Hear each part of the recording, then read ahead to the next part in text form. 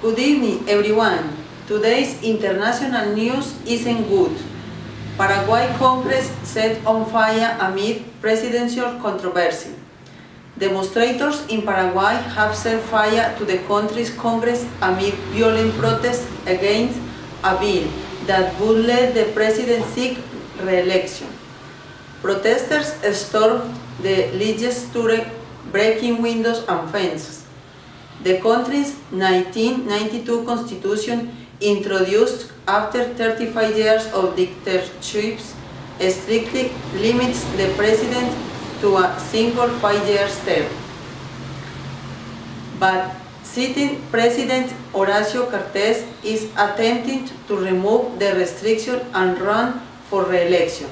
Protesters were photographed setting fire to barricades in the streets of Asunción, near to the Congress building on Friday night.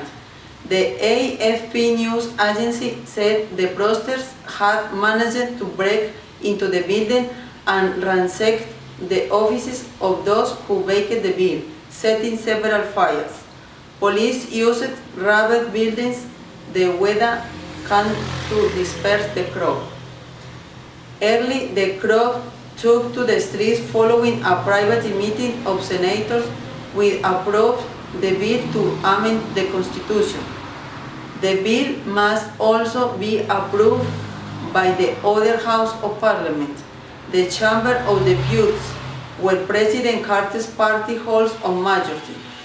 The Chamber's President Hugo Velázquez told ABC Color in Spanish that the sitting planned of the following morning would no longer take place and no decision would be made on Saturday. He urged people to stay calm. Opponents say the bill will weaken the country's democratic institutions.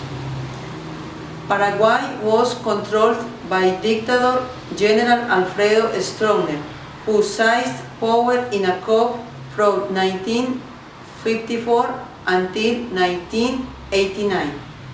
The new constitution in 1992 created the modern government, but there has been a long period of political instability and party infighting, as well as a fire cap attempt.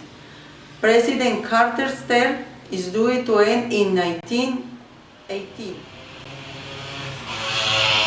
Really bad news for Colombian people. Colombia landslide, over 200 died in Mocoa, even more missing. Victims desperate calls for help. Landslides have killed at least 206 people in southwest Colombia and left many more injured, 8 officials said. Hours of heavy rains overnight causes rivers to burst their banks, flooding homes with mud in Putumayo province. The Red Cross said that at least 220 were missing and another 202 were injured. President Juan Manuel Santos, who traveled to the area, said troops had been deployed as part of the national emergency response. He declared a state of emergency in the region. Reuters news agency said more than 1,100 soldiers and police officers had joined the rescue effort. One army officer said the main local hospital was struggling to cope. The river has got us, help us please. The region's government, Sor Aroca, told Colombian media that whole neighborhoods had been buried. Rescue service said their efforts had been hampered by continued bad weather and damaged infrastructure. There are mobility issues on almost 80% of the roads, and from where the road ends, it is 3 hours to where the landslide took place, said one police officer. Bridges have also been swept away. José Antonio Castro, mayor of the provincial capital Mocoa, told Caracol Radio that the town was totally installed without electricity and water. On arriving at the scenes, President Santos told reporters, "My heart and the hearts of all Colombians are with the victims of the tragedy."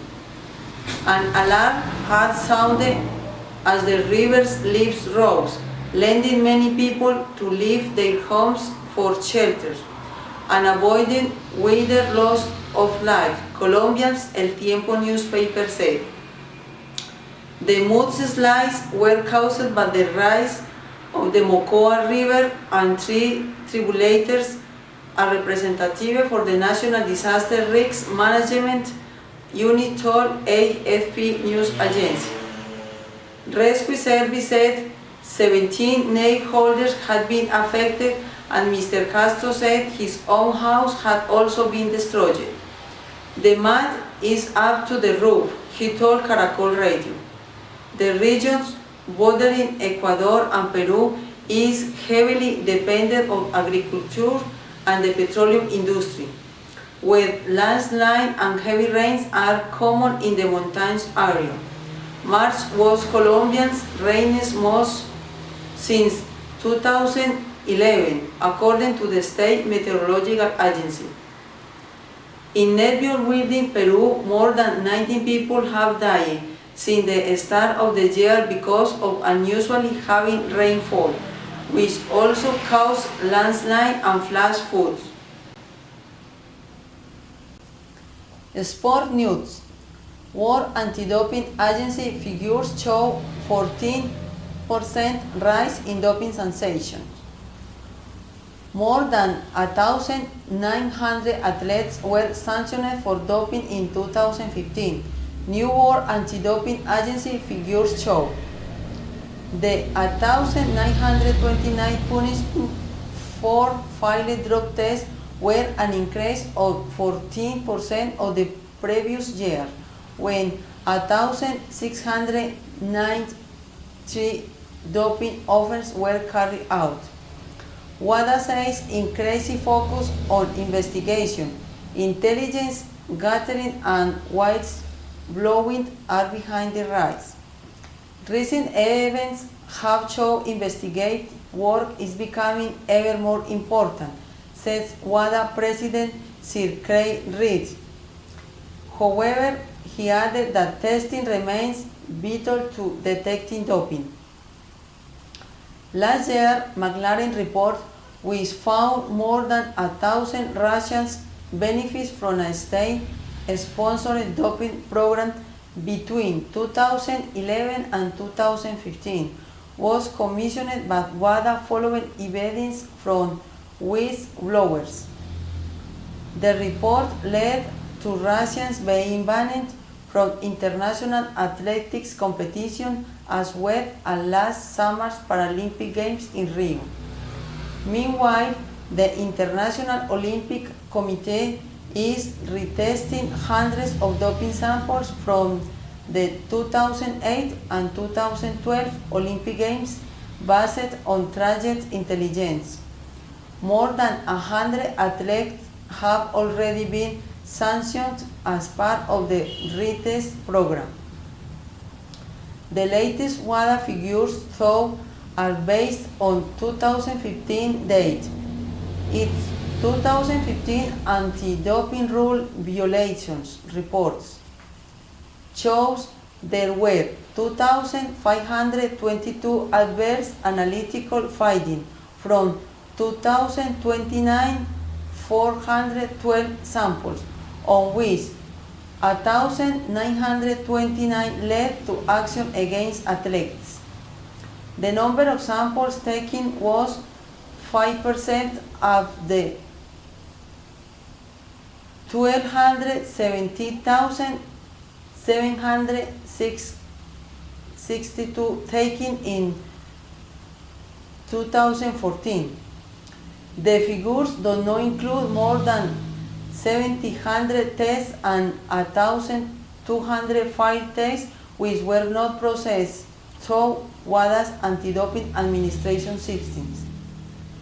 Many professional sports in North America do not use the ADAM systems.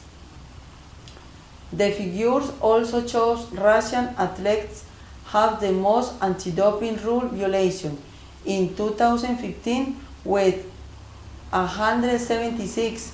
The sport with the most sanctions was bodybuilding with 270. Okay, see you next time. Bye.